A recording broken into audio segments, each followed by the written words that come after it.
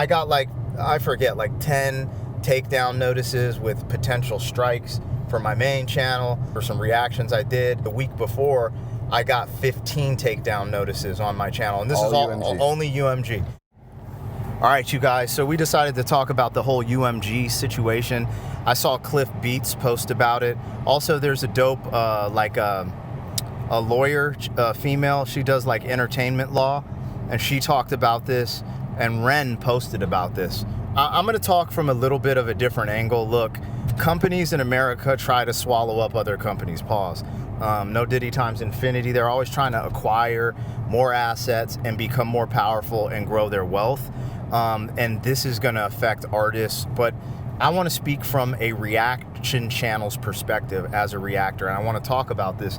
And I wanna talk about some of the things that I think get left out of the conversation that I started to learn and understand. And it's perfect because I'm in Belgium recording reactions, right? Spreading a lot of American music in Europe.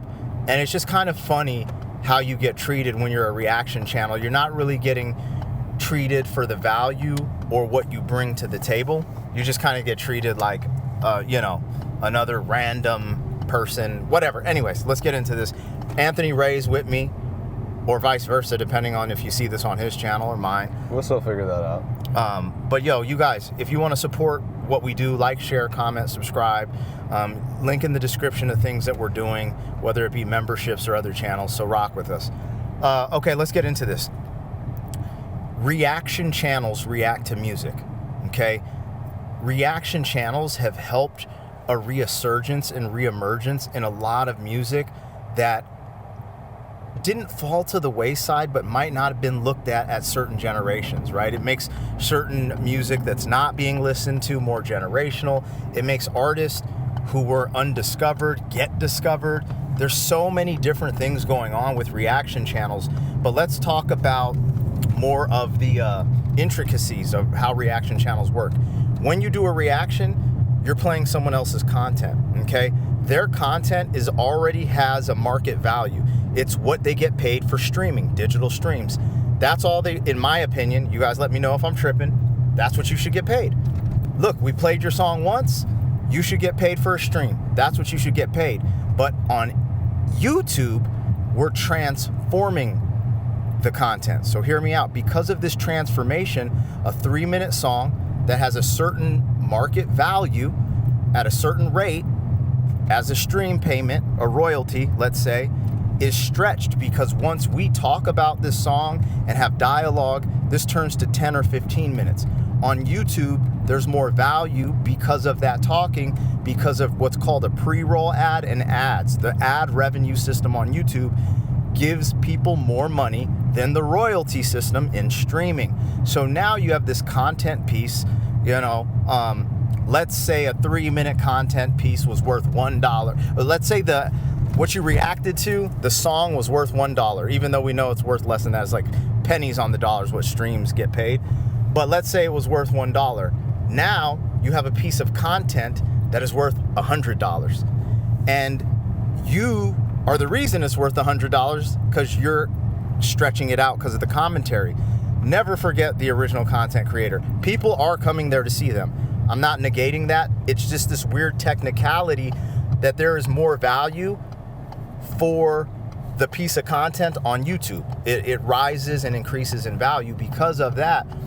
The argument is, okay, if you listen to a 3-minute song and created a 15, 20, 30-minute video and don't get anything, and it's actually helping promote the artist, helping do a lot of things, and you're covered under fair use for transforming the content because of your commentary, analysis, entertainment, whatever, why is the reactor getting left out of the situation totally? And getting striked. And yes, and then when you take it to the next level, when you try to combat these things with a dispute or appeal, now these people are striking your channel. So I believe there's 2 things missing.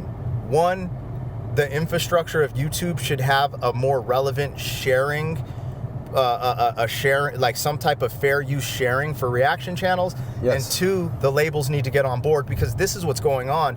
You guys aren't seeing how much extra money the labels are making. The labels don't make, I mean, they make more than an independent artist from streaming, but that's if they're invested in the streaming companies, because a lot of big labels bought into Spotify and all these things you might not know about. So they have shares in that, so they make extra that way. But there's only so much in streaming because they only pay out artists so much.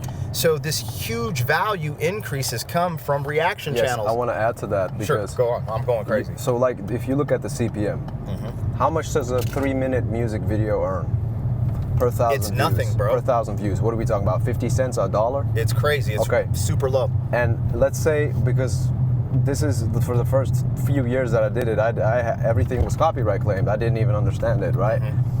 Let's say you make a reaction video about a new Eminem song, and that it's 12 minutes. What's the CPM on a 12-minute Eminem song? 12, 15 minutes. Because with his bars, you gotta break stuff down. Yeah. Let's say 15 minutes. What's the CPM on that? 7? Yeah, it depends. So $7 per 1,000 views. So 100,000 views is what? $700. Yes. 1 million views is $7,000. Yes. So that money, if it's copyright, goes to the labels. Yes. Right. You try to dispute it with UMG nowadays, you get strikes with all the BS going on. Well, this is what's even more crazy.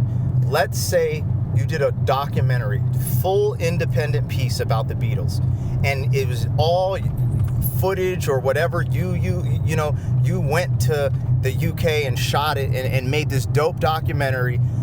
If it was an hour long, 2 hours long, if you put over 5 seconds of a Beatles song in that, whoever owns the Beatles catalog owns all the ad revenue on YouTube for that video. And that is, it's interesting, especially if it's a documentary where you're discussing their music, because that's definitely covered under fair use.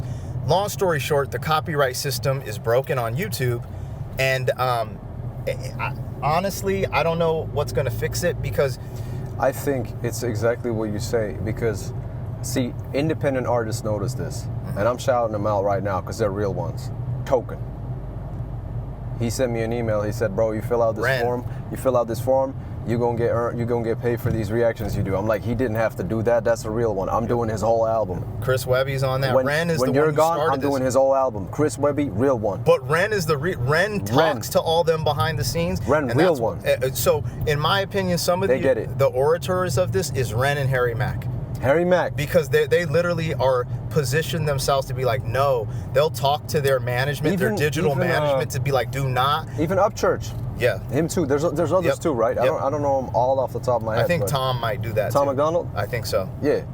But they're all about sharing, because they understand the growth that comes from rocking with reaction channels and reactors.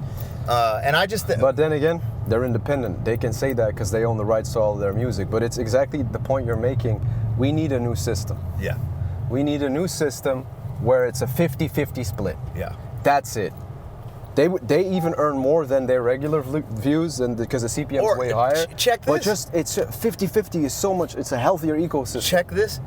Wherever the commercials are positioned, if it's on me talking and people want to hear my dialogue, I need to get paid for all of my dialogue. And if they really want to watch the song, they get paid for the song. Like, they see all this stuff.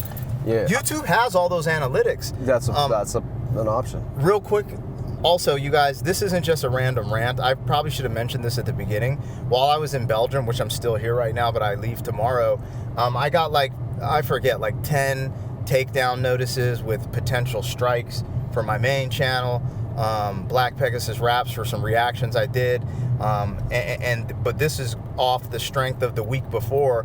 I got 15 takedown notices on my channel, and this is all only UMG. WMG is actually the coolest. If you know, you know, but WMG is actually the coolest in my opinion with reactors, because they're not this aggressive. The worst, in my opinion, is BMG Rights, especially BMG Rights Europe, the Orchard, and then now it looks like UMG. UMG wasn't as aggressive. Believe Music. Believe Music's super aggressive as well. Yeah. And so, there's no such thing as a reaction channel union. Like, it's all bullshit. I honestly don't. I rarely talk about this online because I feel like it's a waste of energy, but I noticed it's picking up steam. A lot of people are talking about UMG, and I just got hit. So I'm just being real. Like, but this is the thing. I get hit all the time, you guys. I just don't talk about it. I got 2 strikes right now. Yep. If I get 1 strike, I'm gone. I don't know for how long, but I'm gone.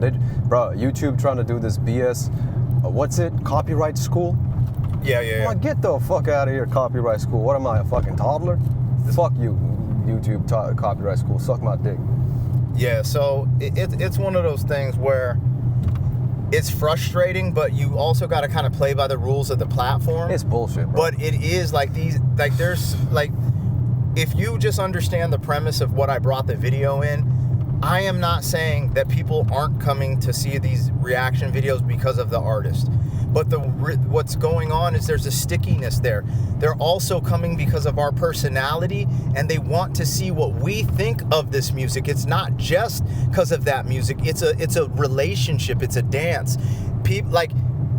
There's not this huge surge of people going back and watching these videos. It's just popping. Music videos are popping. They're always going to be popping. But there's this surge of interest of what's your interpretation of the video? What do you think of this music? What does this different culture? Hey, this person doesn't look like me.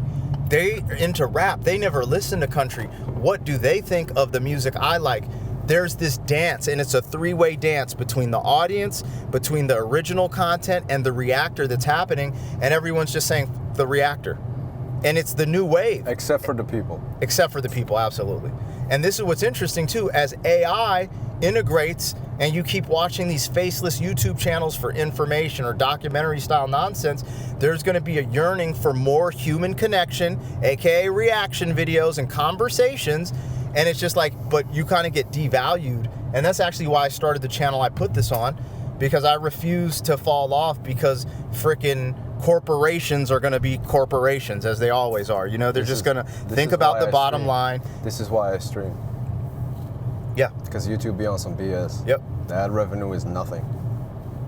That's what it is. The ad revenue is nothing. I mean, I do okay in ad revenue. I want to give a shout out to some of the people, like, so, you know, they're actually, I don't know if they want that shout out. So anyways, there are some labels that rock with me, the artists, and sometimes they'll clear videos for your boy, and I'm just like, that's so awesome, and I'm just so grateful, and that's why I'm only ranting about this certain situation, because you know, I'm actually starting to see a lot of interesting comments as I've passed the threshold of 500,000 subs. There's a lot of people's like, I've never heard this before, especially when I react to like obscure stuff. The other thing is, people are like, yo, I forgot about this song. I'm gonna go put it on my playlist. All this is a value to the labels, you know? Yep. We're doing all the heavy lifting in there. Like, that's the other thing. They've seen this spike in revenue because all the reaction channels are doubling, tripling, quadrupling their income. Because Ren gets it. It's repurposing the music. Ren blew up because Ren is Ren. Yes, he's fire. That's the first thing. It's not because of reactions. Ren blew up because of what Ren does, because of his art, his hard work, and his content. Absolutely. He blew up because it's good. Yep. That's what it is.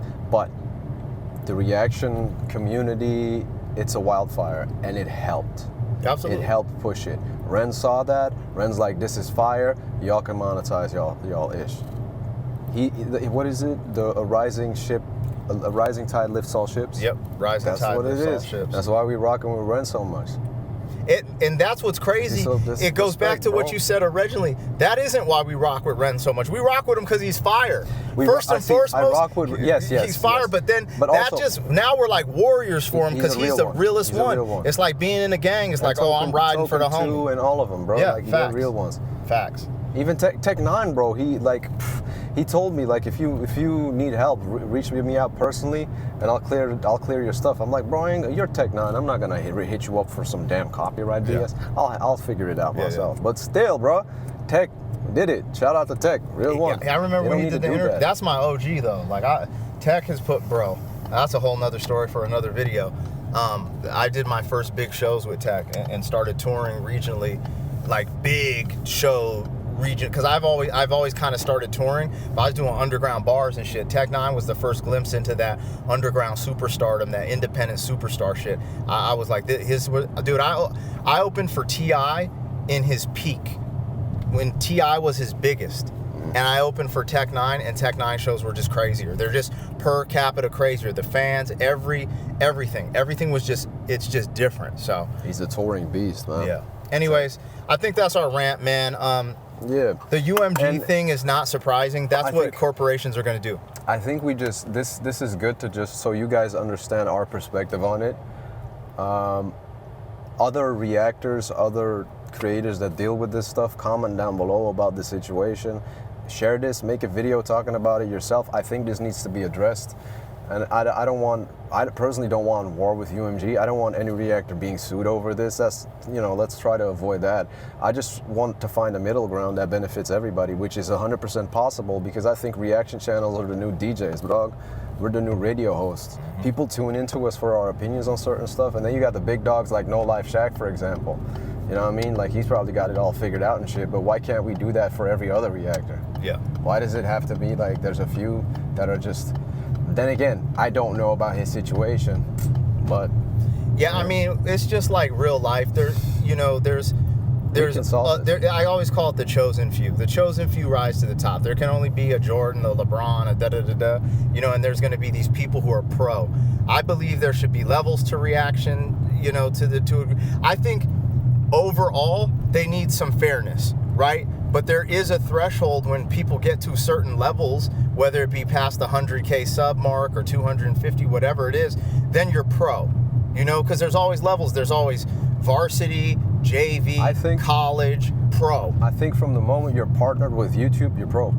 I mean, you got a point. Because that's the hardest milestone, the first 1,000 subs and then the partnership. Kind of, I would say this. In a technical sense, because you're generating something, yes, but there is a difference between a dude who makes money at this store right here or the person who owns the store, you know? 100%. So I get what you're saying. I'm just saying maybe there could be like things that get unsealed. You've hit 100K subscribers. Now you get this much revenue sharing with your label partnership. Yeah. Oh, you're at 250K subs. Your percentage, because this is happening, like it is a working relationship, but labels want to act like it's not. So it is what it is. Yep. Anyways, you guys, let us know what you think in the comments. Like, share, comment, subscribe, and damn, I'm gonna be home. Like, it's kind of bittersweet, man. I'm gonna be home in America, which it's actually like I'm excited to see my family, but I love traveling, so I'm about to say farewell to Europe, man. It is what it is. You'll be back. I'll be back. There we go.